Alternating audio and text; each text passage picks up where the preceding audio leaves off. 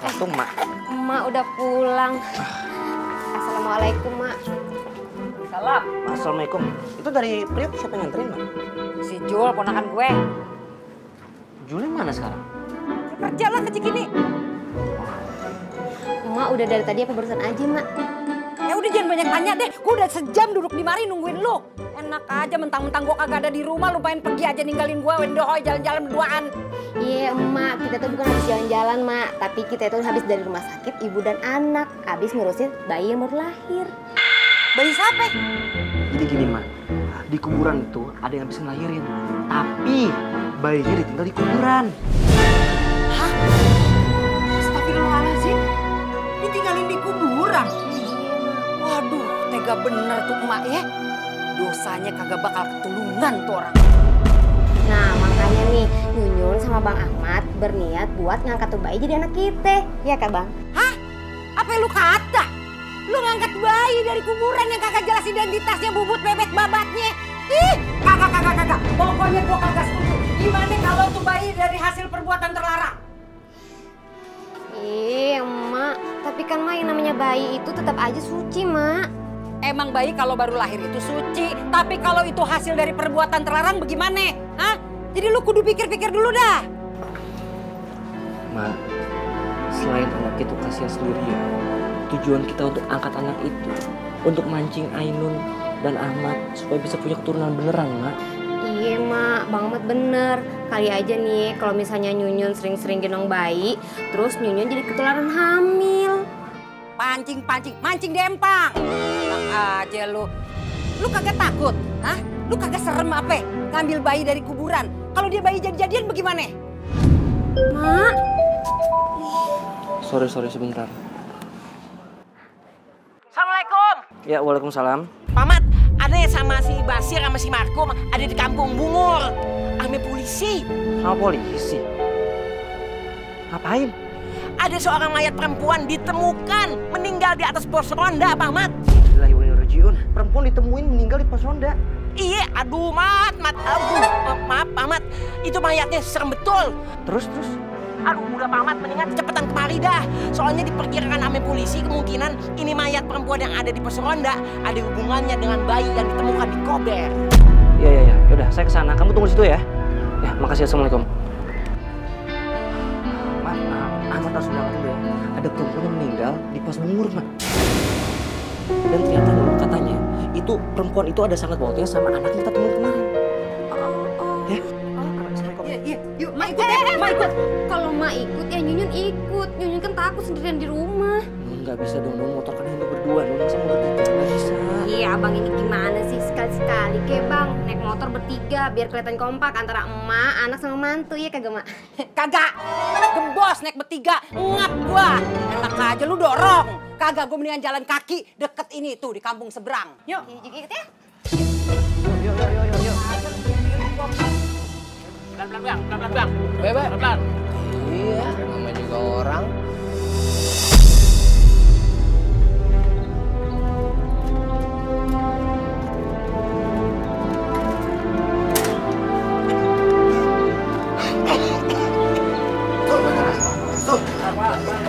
Katanya Wati. Iya, Rol, iya. Wati meninggal karena dia pendarahan.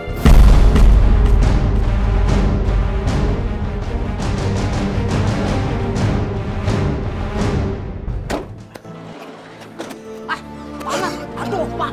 Matinya serem, Pak. Pak, bisa tolong jelasin meninggalnya kenapa ya?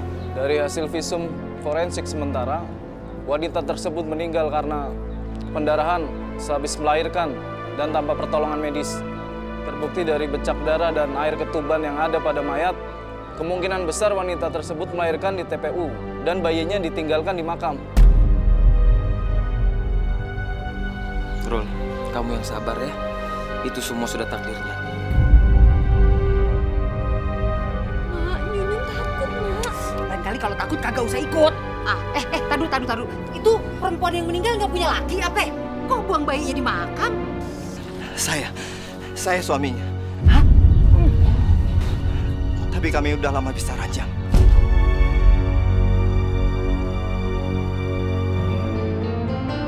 obatnya kamu habisin ya, Rul.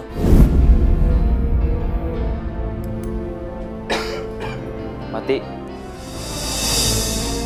Saya bukannya mau ikut campur urusan rumah tangga kamu ya. Tapi, saya sebagai sahabatnya Darul dari kecil.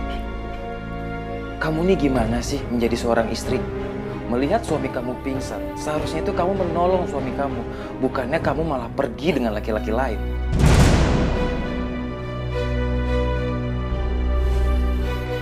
Rul, kamu cepat sembuh ya. Saya pamit dulu. Makasih ya. Iya, Rul. Assalamualaikum. Waalaikumsalam.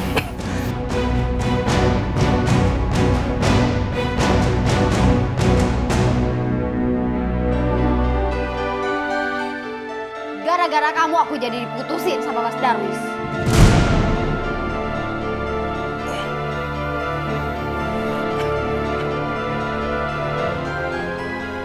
Apa? Diputusin? Memangnya kamu ada hubungan apa dengan laki-laki yang kamu panggil Mas Darwis itu? Ya hubungan kerja lah. Gara-gara sikap kamu kemarin, Mas Darwis jadi mutusin kerjasamanya sama aku, tau nggak? Lah, bukannya kamu kerja sama bos Joni? Tapi sekarang kok kamu bilang kerja sama Mas Darwis? Iya kan bos aku banyak, makanya aku bisa ngasilin duit banyak juga. Gak kayak kamu, cuma tukang cuci mobil. Yang gajinya buat beli lipstik aku aja nggak cukup. Yang aku sesalin, kenapa sih kamu mesti siuman lagi dari pingsan kamu? Dengerin, mulai sekarang aku mau kita pisahkan. Aku nggak mau tidur lagi sama kamu. Aku jijik, tau nggak?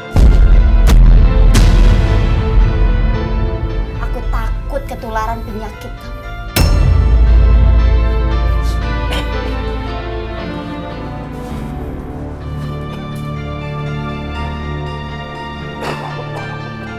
Nah, Rul, kenalkan ini Mas Arvin.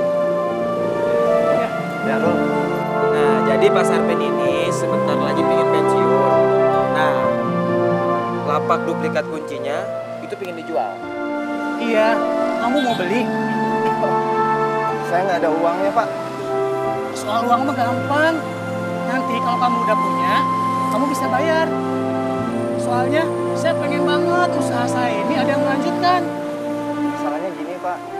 Saya juga nggak bisa caranya buat duplikat kunci. Oh, itu gampang. Nanti saya ajarin. Oh gitu, Pak. Makasih, Pak, kalau gitu. Terima kasih. Nah, ini kan ada kunci yang aslinya, Pak. Ya kan? Ya, kunci yang aslinya kita taruh di sini, Pak. Kita masukin yang buat duplikatnya itu. Kita masukin di sebelah kanan. Nah, baru kita iniin. Tuh. Nih, udah gitu, Pak. Kita lihat. Hasilnya sama kan, Pak?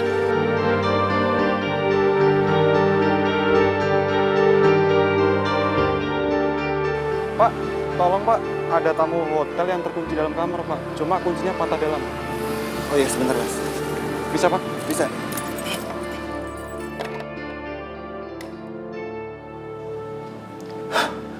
Bisa Pak. Udah bisa, Pak. Gue nggak jawab sih bisa kebun.